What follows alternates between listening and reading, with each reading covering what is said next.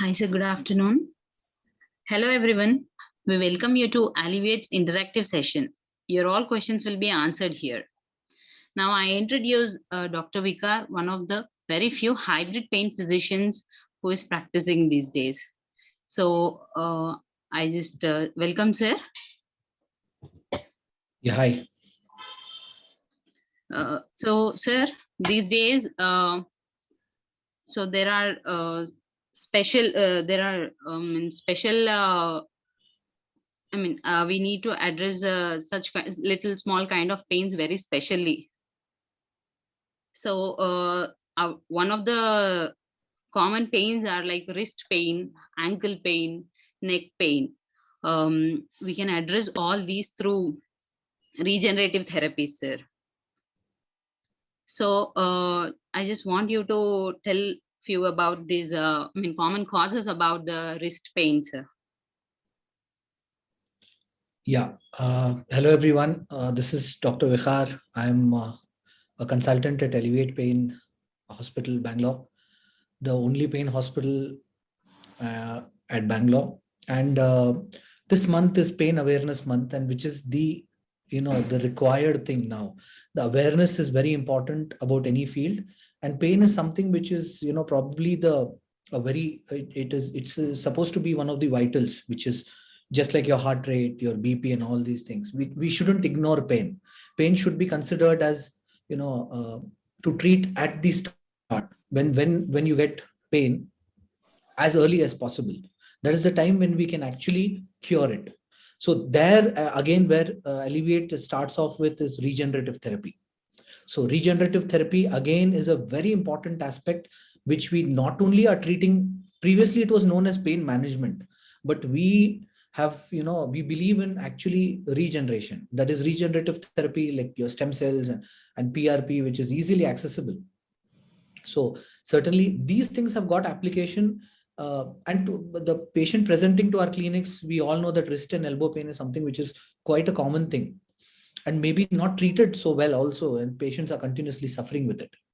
So I think even Akhila will be vouch for that, because she's a physiotherapist. So you get a lot of patients, who are suffering. And Yes, in that scenario, let's see, coming to your question, which you asked me, that elbow pain.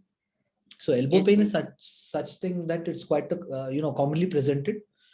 If you, after your shoulder and back, knee, and all, if you get something, it is elbow pain.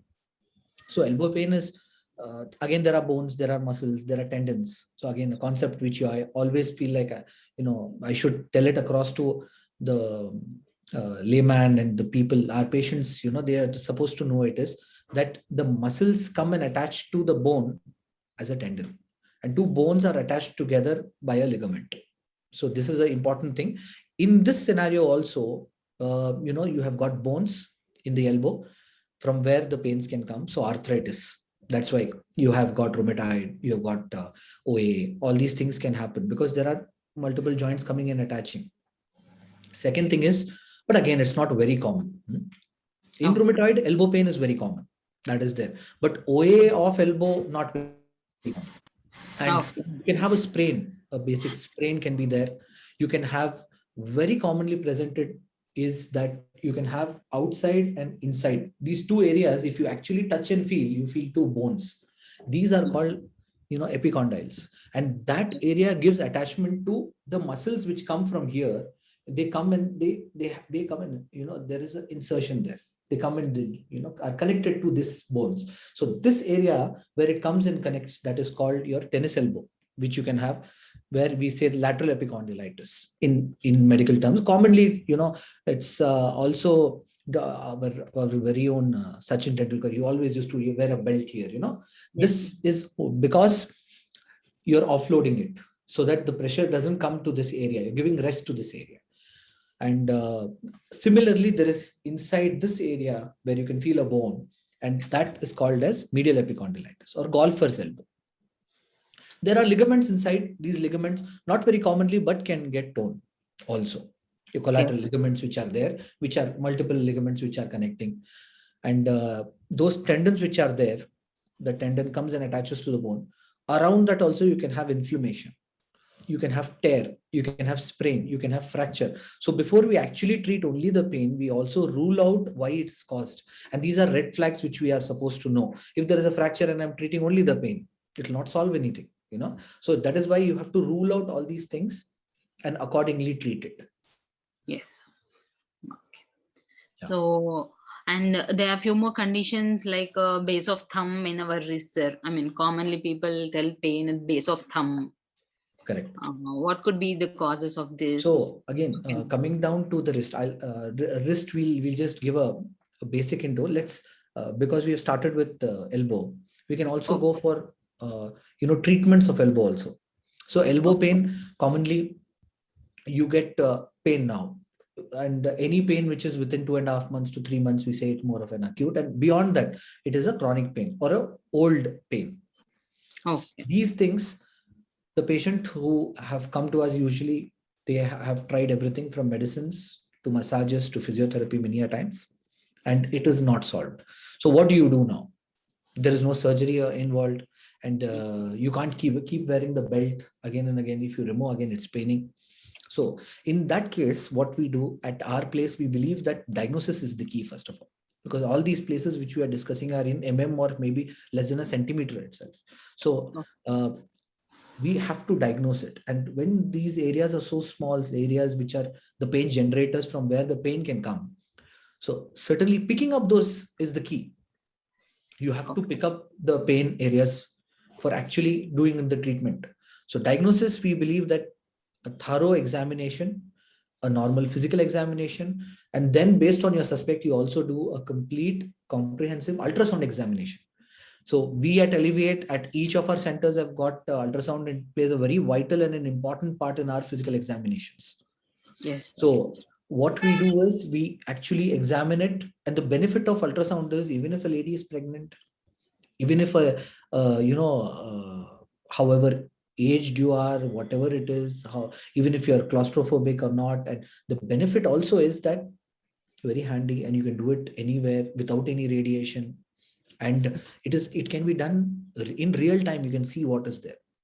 Yes. And it is dynamic examination, meaning you have kept the ultrasound and you can move the limb, you move the elbow and see how it is, because most of the times which we are doing other modalities or other diagnostic, like even even an MRI, of course it's got its upper hand in many things, but certainly in small areas, it's more of a dynamic thing where you are actually moving that area and seeing how it is. So you can pick up things better.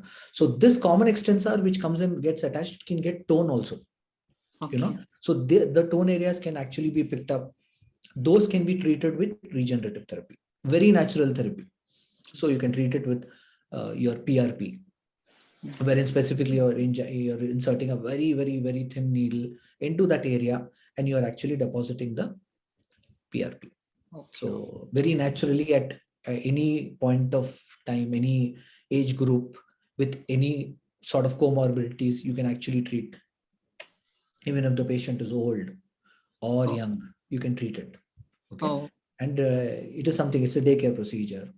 It's minimally invasive. So these things can definitely be done. So yeah, Akhila. So these are the few applications. How can we address the elbow, sir? And then we will move to the wrist, sir. Yeah. So elbow, I think also one is pain. When pain is there, similar to the lateral epicondyle, the medial epicondyle also, golfer's elbow. So most of these patients who actually come to us, and they're the pain which they tell, we have to actually rule out systematically that what could be the cause, one, and accordingly do. So again, the patient here complaints basically will be that their basic needs. Tennis elbow doesn't mean that only a tennis player will get it. Even a lady who stirs the, her vessels every day, that becomes problematic for her. Combing hair becomes, opening a knob becomes this thing. And also there are some risk factors usually, which are there: diabetic patients, obese patients, smokers, hypothyroids. Such patients can get it more frequently. And pain, in case of rheumatoid arthritis also, we have to take care of the pain. So intraarticular injections can also be done. If there is any inflammation, that can also be removed. You can also do a Botox injection into the painful areas, the tendons, the areas of, if there is any trigger point, if the muscles around the area are also there.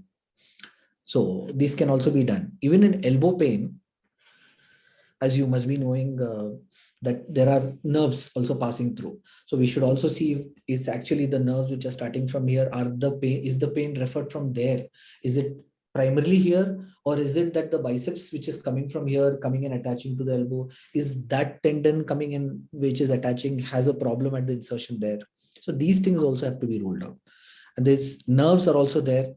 So this, you have three nerves. One is a radial, a median, and an ulnar nerve. So when you have got a golfer's elbow, it's so close, this funny bone, you get a current shock sensation when we get hit, So that is an ulnar cubital nerve. That nerve can also get involved when you have a golfer's elbow. And that's why the patient can complain of numbness in the hand. So these things are important, that what type of pain is it? Is it nociceptive pain coming out of your tendons, your ligaments, your muscles, or is it a nerve related pain? The character of a nerve related pain will be that the patient will be having tingling, numbness. The patient will not be able to point out his pain. He'll point out a region.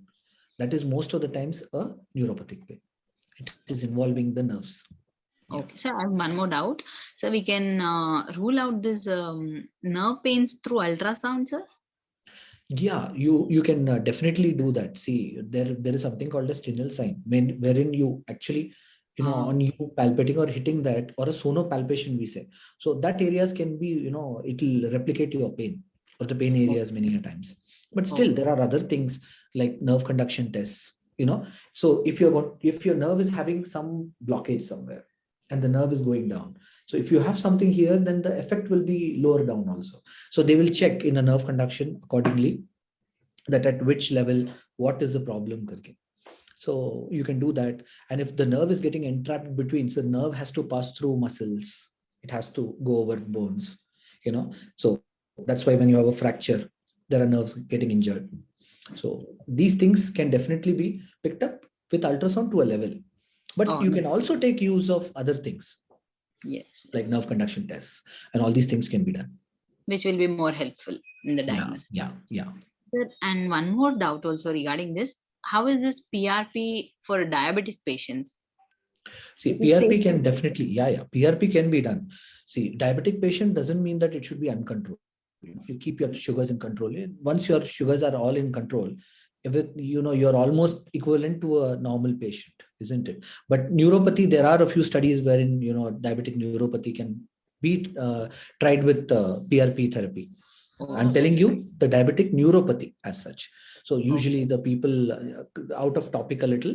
So patients having, diabetic burning feet and all those things. So you can target these areas. Okay. PRP, but PRP utilization into your ligaments and all is just like any other thing. You control your sugars. Once they are in control, you can go ahead with your interventions, like for your tennis elbow or your golfer's elbow. Okay. So it is safe for diabetic people also. Yeah. Absolutely, without any side effects, no? Because what we are doing is we are injecting something which is removed from your own body into you. Yes. That is the basic thing. Okay. So we're just concentrating it. We're taking a lot of platelets and just depositing at that area. Helps in healing. That's all. Okay. Right. Nice, sir. So, and we can move to the elbow, sir. Yeah. From elbow. Yeah. I have just one clarification. Yeah, please. One of my family friends, he got diagnosed with Saturday night palsy, it seems. Okay. Overnight it happened. So while sleeping, he was fine. When he got up, he was not able to move his one hand. Okay. A doctor has diagnosed it as Saturday night palsy. So what can happen in an overnight? When there is a palsy, there is multiple things, Almas. So one thing is, when there is a palsy, we have to rule out many things. Okay. So definitely there has to be MRI done and take it accordingly. See, there is a thing which I always explain my patients, that three things. One, a nerve has three actions mainly. One is they can conduct pain. Even if you close your eyes, you can feel someone touch. This sense, the sensation, the sensory aspect of it is also from a nerve. And third thing is the power. Okay. So we are basically treating the pain aspect of it. Okay. Okay. So paralysis is again more got to do with the motor aspect. So this again, it is not stating that everything and anything related to nerve, we can do it with the therapy. But yeah, it is the pain which is being generated. And what type of pain is it? Is it a nociceptive pain? Is it a nerve related neuropathic pain? Is it a sympathetically mediated pain, more of a burning sensation? And certainly these things can definitely be treated with the regenerative aspect of it. Okay, fine. Yeah. Thank you. So yes, ma'am. We can start about the elbow, sir. About the wrist. Yeah. So I do have multiple questions on wrist, sir. Please. So that's what I asked previously. The base of the many people, generally female, if I'm not wrong, have come with this base of thumb pain. So what could that be? And also some neurological pains like the terminology carpal tunnel syndrome and all this. How will the PRP also be helpful for this condition, sir? Sure. What are the causes also of this? Correct. So wrist pain is one thing which again can be involved with your systemic problems, wherein you have got rheumatoid arthritis. Certainly these problems can be there. OA is something which you have told. It's not a very common thing, base of thumb, but it does. There is a patients, it's a degenerative problem also, which happens at the base of the thumb. Again, diagnosis is very key and important because you have tendons here also. You've got different extensor compartments here. Okay. So you've got different extensor compartments. What I mean by extensor compartment is the muscles of the forearm, they come and they attach here and help you in extending your hand like this, wrist. So these tendons, they come and they attach. So for the thumb, these tendons are also passing very close. So this is called as, if there is any pain at this location, you have to find out basically what type of pain it is. You can't just directly say it's a base of thumb arthritis. Okay. So because base of thumb is mostly a OA or osteoarthritis of that area. And wrist, you can have rheumatoid arthritis. These tendons which come and they attach are, can get inflamed. Tenosynovitis, something called as Dickerwins, you must be knowing it. So Dickerwins, tenosynovitis can be there. So these all things can be differentiated with an ultrasound examination. Yeah. And accordingly treated.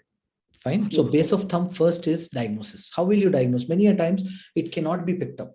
So we as pain physicians or interventional pain physicians who actually do procedure injection based also help in diagnosis. This is the key.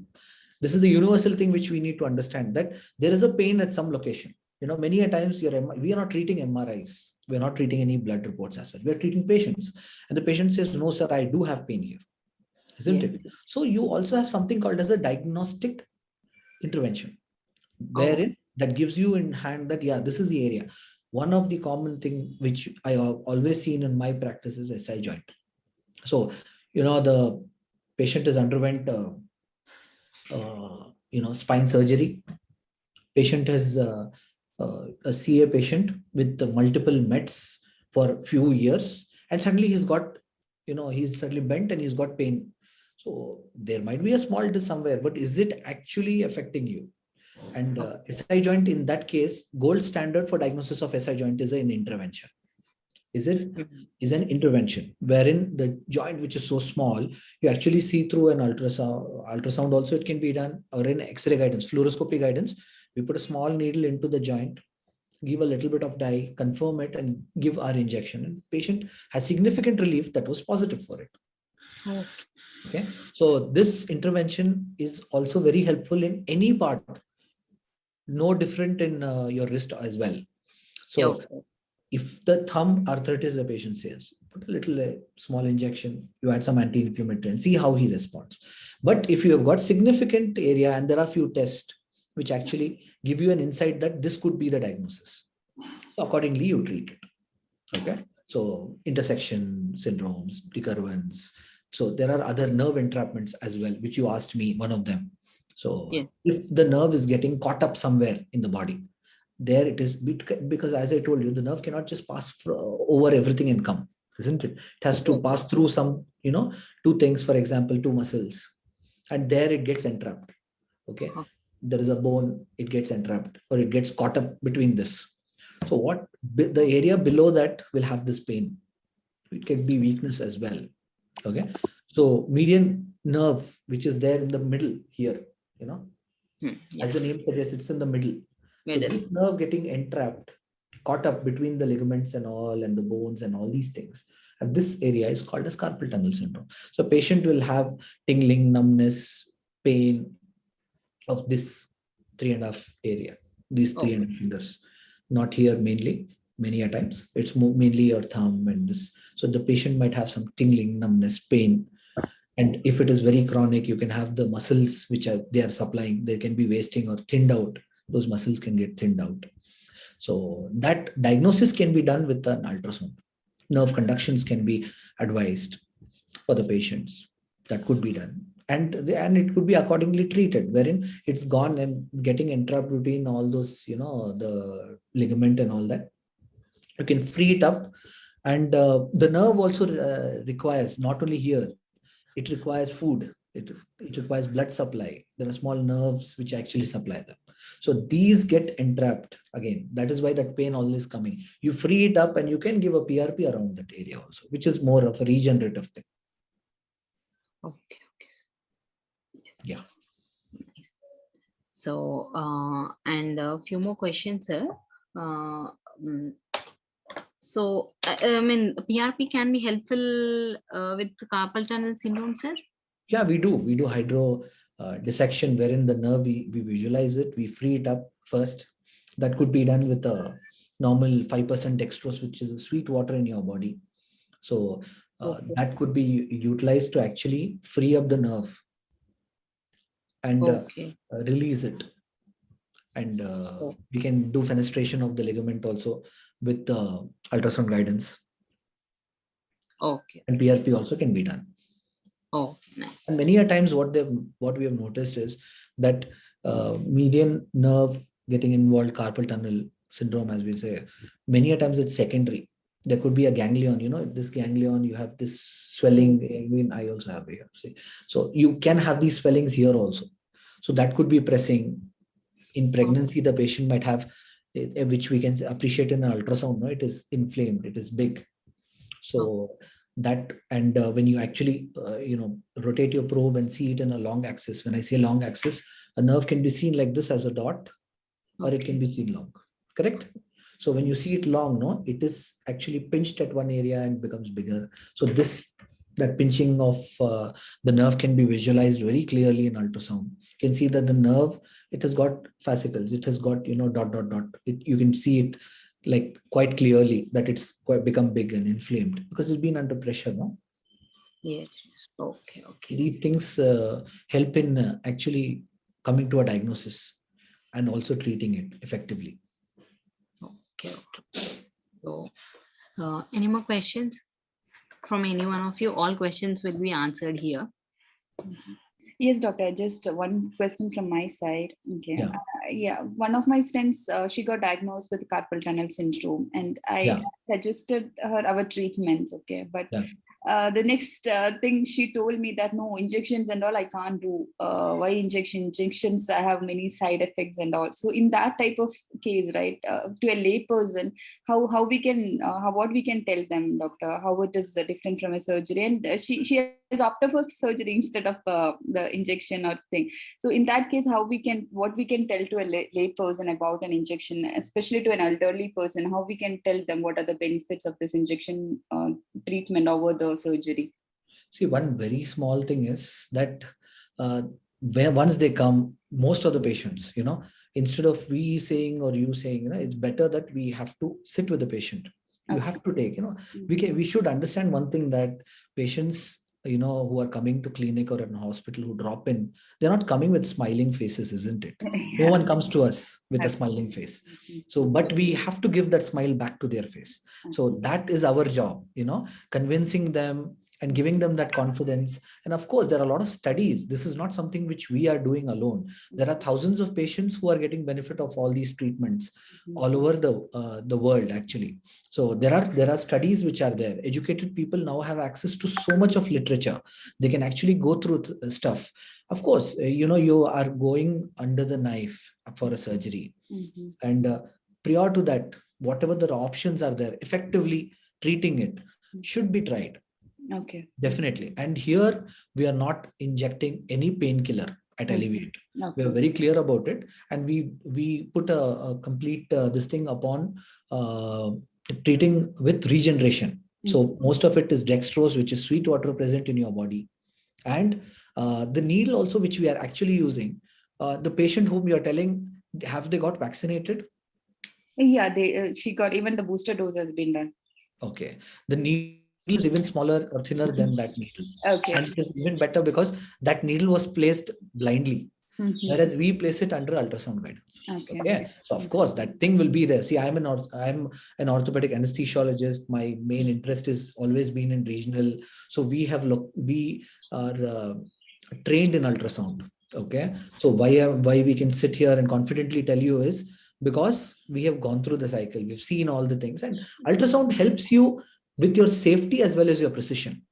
That's the benefit of it, because these blind injections have been done since quite some time, some pain injections and all have been done. But precisely when you actually go through an ultrasound and you have a picture in front of you, which shows you a bigger picture, and you see that it's all within few here and few there. That's the reason why your safety increases and your precision increases with ultrasound. Okay. So tell your patient to come and contact us. Sure, doctor. Definitely. Okay. So yeah, that's it from my end. Okay. Yeah. Okay. So yes, sir. That's a nice interactive session, sir. Yeah. We could I hope it was helpful. Things. Yes, sure, sir. Any further queries, questions, or anything, we'll be happy. You can reach out to us, and we'll be very happy to even have you at our places. We are there even at Jayanagar now. So totally 4 places in Bangalore, waiting to, if waiting to even solve any of your problems, and if we could help you in any ways. Yeah. Thank you, Akhila. Thank you. Thank you, sir. Thank you so much. Thank you, doctor.